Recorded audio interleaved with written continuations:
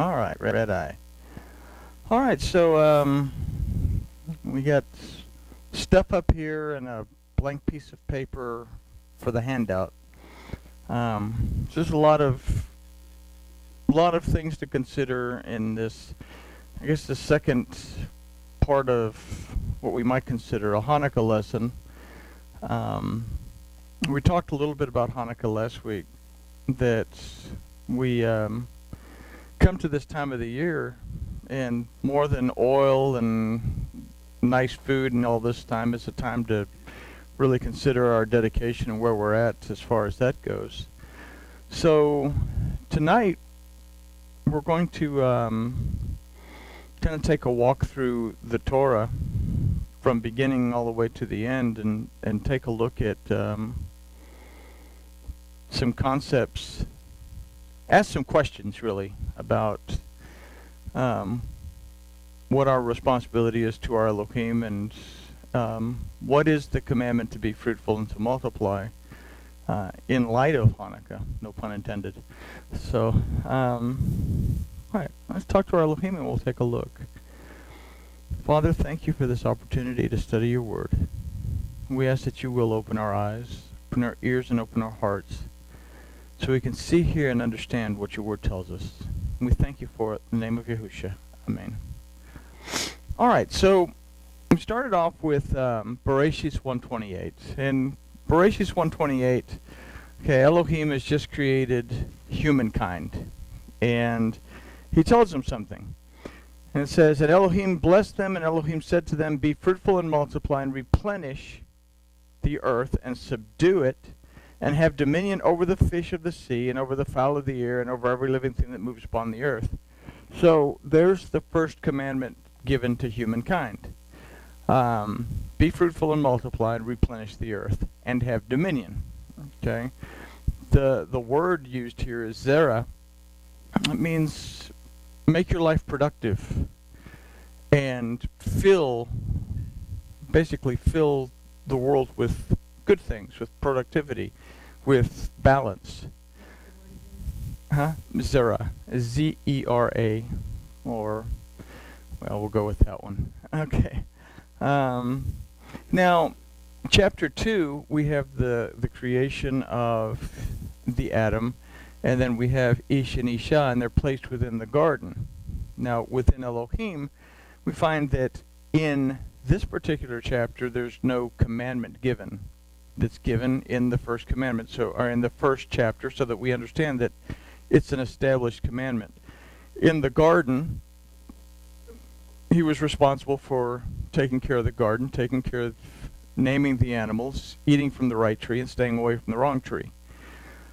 Then we have sin that comes in, and sin kind of throws things out of whack. So it's so far out of whack that there has to be something done. And so we have a flood that takes place. Well, after the flood, we read that Noah basically gets out of the boat, and Elohim tells him again. He says, and Elohim blessed Noah and his sons and said to them, be fruitful and multiply and replenish the earth. So there is that commandment given again, to be fruitful and multiply and replenish the earth. Fill the earth, okay, so to speak. Fill the earth. So then we go to the book of Yashar for a little bit more in-depth explanation as to the whole thing. So the flood has taken place, okay, and we go through some generations of time after the flood, and Abram has left his home in Ur, and in chapter 9 of the book of Yashar, verses 5 and 6, we read that Abram is with Noah, and he's studying with Noah. And it says, when Abram came out of the cave, he went to Noah and his son Shem, and he remained with them to learn the instruction of Yahuwah and his ways. And no man knew where Abram was. Now they were looking for Abram because he had escaped from Nimrod, and Nimrod was out to kill him. It was so much so that even Terah, Abram's father, was in on it, and they killed Abram's brother, and it's all in the book of Yashar. But anyway, so Abram goes and he stays with Noah and Shem in order to learn the Torah. So he would have learned about the commandment to be fruitful and multiply and fill the earth. Okay? Now, it says that Abram knew Yahuwah from 3 years old, and he went in the ways of Yahuwah until the day of his death, as Noah and his son Shem had taught him. And all the sons of the earth in those days greatly transgressed against Yahuwah, and they rebelled against him, and they served other Elohim, and they forgot Yahuwah who had created them in the earth. So here we have transgression again. So the first commandment was to be fruitful and multiply and to fill the earth. And Abram goes and he learns this. Meanwhile, Nimrod has built a city, and it's a very big city, and Nimrod has placed himself as basically as a deity, and he has exalted himself. So this is a first consequence of, or the first time that we see the idea of Babel come into being, because it's the city that he basically found. So we go now to the building of the tower. Okay, and we go to verse 26 in the book of Yashar, still in verse 9, and it tells us about how the people divided themselves in order to build the tower. Now, this is going to be an important lesson for us as far as dedicating ourselves. And it says here in verse 26, and all these people and all the families divided themselves in 3 parts. The first part said, we will ascend into heaven and fight against him. The second said, we will ascend into heaven and place our own Elohim there and serve them. And the third part said, we will ascend into heaven and smite him with the bows and the spears. Okay, so if we were to ask, how can I apply this to my way of thinking, do I ever get to a point where I'm building a tower, first of all? Okay, and there's a difference between building a tower and being a temple. Because when I'm building a tower, I am struggling against Elohim. When I'm building a tower, I'm placing my own Elohim before Elohim. I'm placing my own Elohim before Yahuwah, who is Elohim. And then the third part is I'm shooting him with bows. And that's it's going to be a very important concept, because we know that Torah, from its root, means to shoot the arrow straight. So am I shooting my own arrows towards the heaven? Am I interpreting it the way I want to interpret it, so that I can use it the way that I can justify whatever it is I'm doing? Okay? So it says, and Elohim knew all their works and their evil thoughts, and he saw the city and the tower which they were building. Then we go down to verse 28, and it says, and behold, and it's talking about that it had gotten so tall that it took a year to get supplies all the way to the top. And verse 28 says, and behold, these ascended, and others descended the whole day. Now, this part is something that we should pay attention to also. And if a brick should fall from their hands and get broken, they would weep over it. And if a man fell and died, none of them would look at him. Okay? So where is our compassion in life? Where am I in my compassion? Do I care more about my stuff, or do I care more about the people around me and their benefit? Then it goes on to say in verse 29, and Yahuwah knew their thought, and it came to pass when they were building, they cast arrows towards the heaven, and all the arrows fell upon them. So they were shooting up, and well, what goes up must come down, and it was actually killing the people themselves.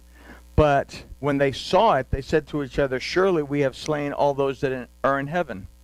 So their actions are actually harming themselves, thinking that they are overcoming the Torah of Elohim, the instruction of Elohim. It goes on in verse 31, and they built the tower and the city, and they did this thing daily until many days and years were elapsed.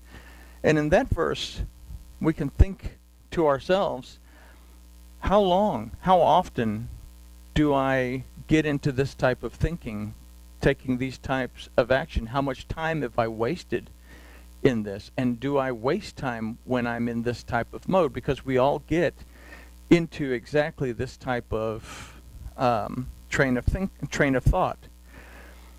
And verse 35 says, and Yahuwah smote the 3 divisions that were there, and he disciplined them according to their works and their designs. Those who said, we will ascend to heaven and serve our Elohim, became like apes and elephants.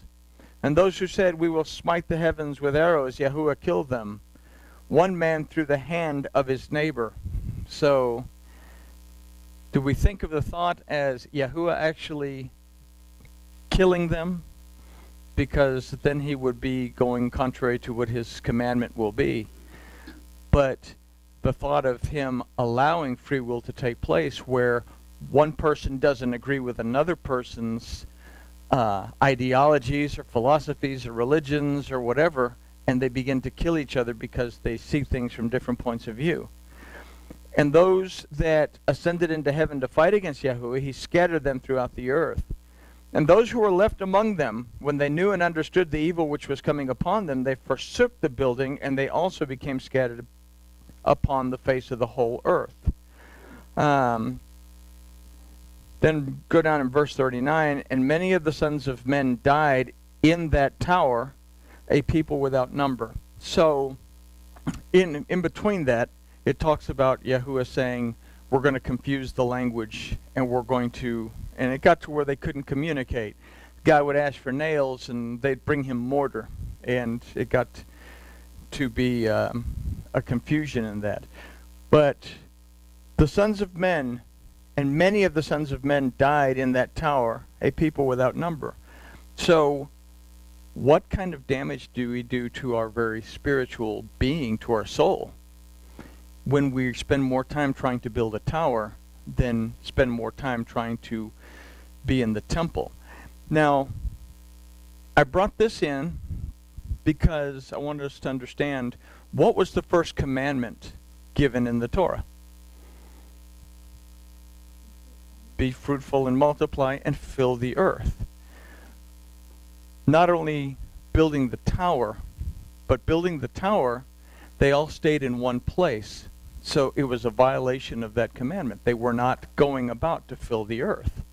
So when we get focused and stuck on one issue, building our own tower, we fail to be fruitful and multiply, to be productive in doing what Elohim has commanded us to do. Okay? So we're always trying to build towers, so to speak, and we don't realize that when we build a tower, we replace our relationship with our Elohim. Yahuwah asked that a temple be built so that he could reside with us. And we read in Chronicles that it wasn't given to David to do, it was given to Solomon to do. The Father would not build the temple, the Son would build the temple, and in that we see a type of Yahusha in that. But we turn to 2 Chronicles 36, 18 through 20, and I'm not accustomed to this particular Bible thingy, so it's kind of a wonderful thing. Okay, so what has just happened in chapter 36 up to this point is Judah has gone against what Elohim told them to do. Elohim sends Yirmiyahu, he sends Jeremiah to talk to Jehoiakim and says, don't take any action against against Babylon. Just hang out, go with the flow. You're going to go from Paleo Hebrew to Square Script while you're there, and you're going to learn a lot of things, but I will come and rescue you. So instead of doing that, Yirmiyahu revolts, and he gets put away. Now Zedekiah gets put in his place. So Yirmiyahu goes to Zedekiah and says, don't revolt. Just hang out.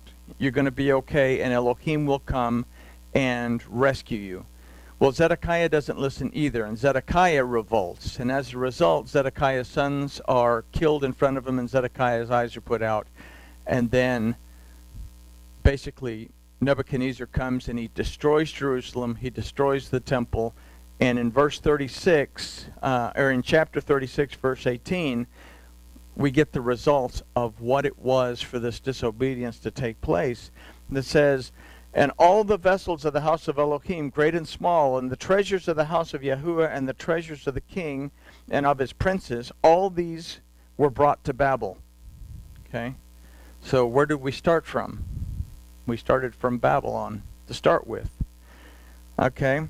And they burnt the house of Elohim, and broke down the wall of Jerusalem, and burnt all the palaces thereof with fire, and destroyed all the goodly vessels of it. And them that had escaped from the sword he carried away to Babylon, where they were servants to him and his sons, until the reign of the kingdom of Persia.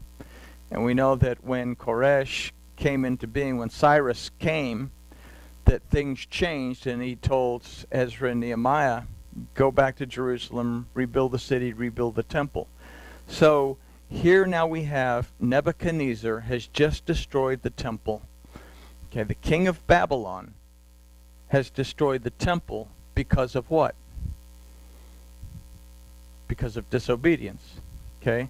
Yirmiyahu is a representation of the word. Okay? And the word tells us to wait for Yahuwah Elohim and to trust in Yahuwah Elohim, but we jump the gun, and as a result we end up back in Babylon with our temple becomes destroyed. So we're not building a tower, but we're going contrary to our Elohim, and now our temple is being destroyed, and all the things within our temple are being taken to Babylon. Okay? Now, we can go now to, it's kind of a strange place to go, but we're going to go there right quick, is Daniel.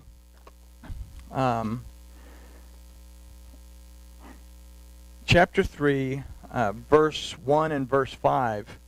And they're trying to trap the Jewish counselors to the king.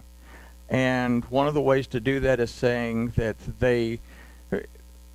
let's have all the worship be made towards Nebuchadnezzar, and so that they can't bow down and pray to anything else. So Nebuchadnezzar, the king, makes an image of gold whose height was 60 cubits, and the breadth was 6 cubits. Doesn't make a difference about that, but he makes a statue of gold, and he sets it up in the plain of Dura in the province of Babel. Okay? And verse 5 says that when you hear the sound of the cornet, the flute, the harp, the sackbut, the psaltery, the dulcimer, and all kinds of music, you fall down and worship the golden image that Nebuchadnezzar the king has set up. Now, he had made himself out to be a deity.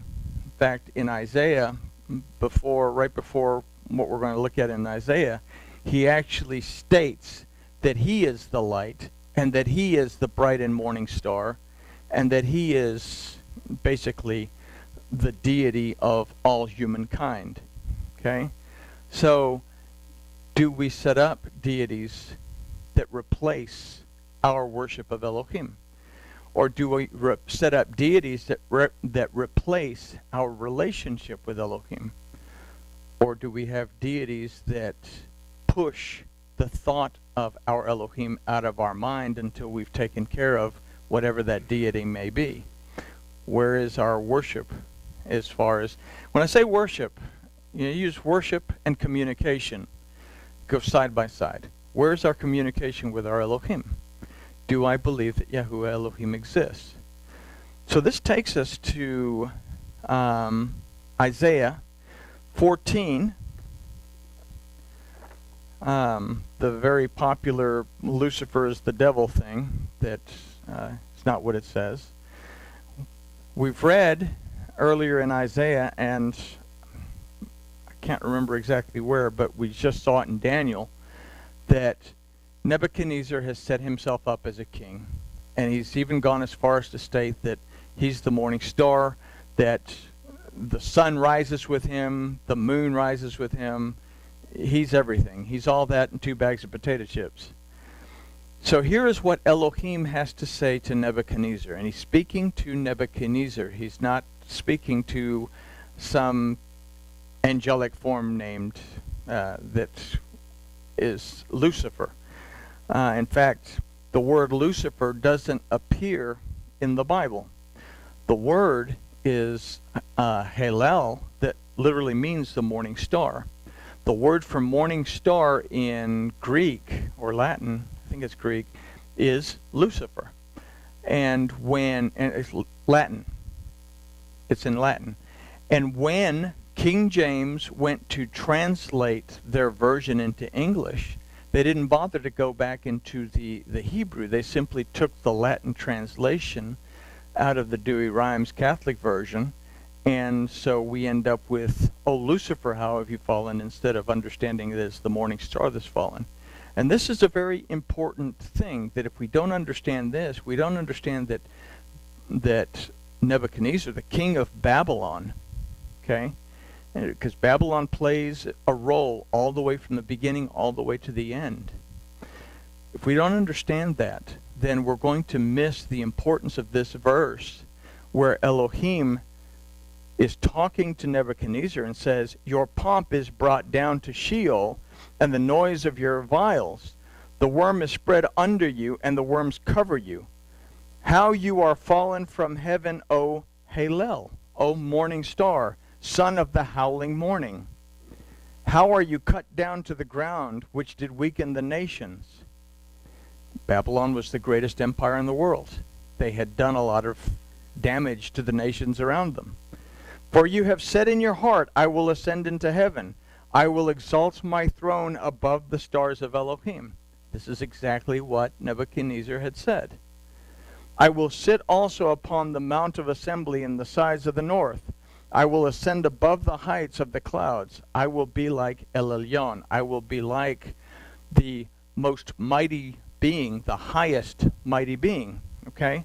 So Nebuchadnezzar has exalted himself. He's placed himself above everything, and he's made himself great.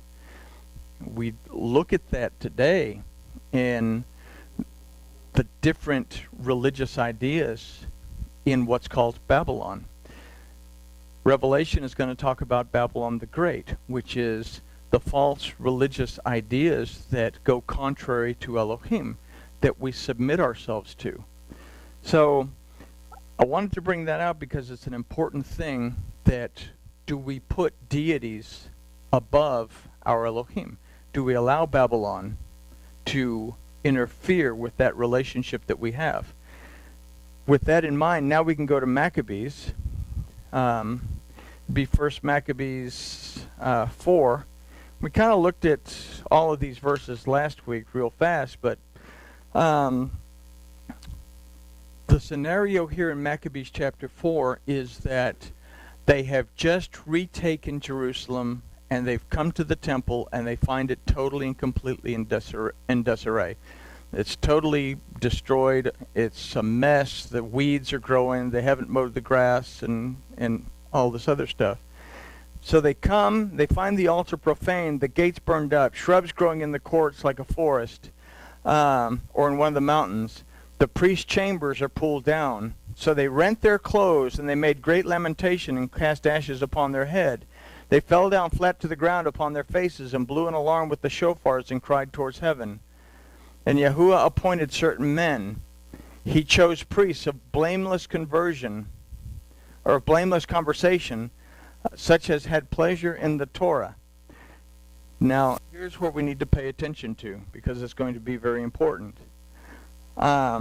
They cleansed the sanctuary. They bored out the defiled stones into an unclean place. They tore out the unclean stones. And when they had consulted what to do with the altar of burnt offerings, which was profaned, they thought it best to pull it down. They pulled the altar down as well, lest it should be a reproach to them because the heathen had defiled it. So they pulled it down, and they laid up the stones in the mountain of the temple in a convenient place until there should come a prophet to show what should be done with them. Okay?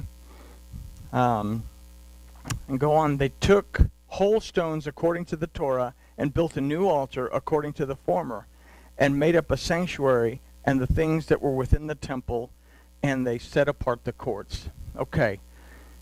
So we see them coming into Jerusalem. The temple's all messed up. They tear the whole thing down, and they begin to rebuild it. Is there anything about ourselves right now in this time of dedication that we have that we need to tear out and think about rebuilding? Is there a thing in our belief systems that we need to remove and replace with something clean?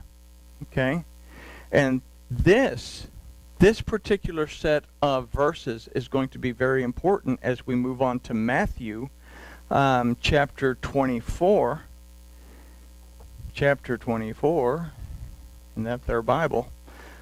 Chapter 24. We look at, I said 24, 1 and 2. Right before that, in verses 34 through 39 of 23, Yahusha is talking about how prophets have been sent and you've killed the prophets. We've tried over and over and over to get through to you, but you keep rejecting it.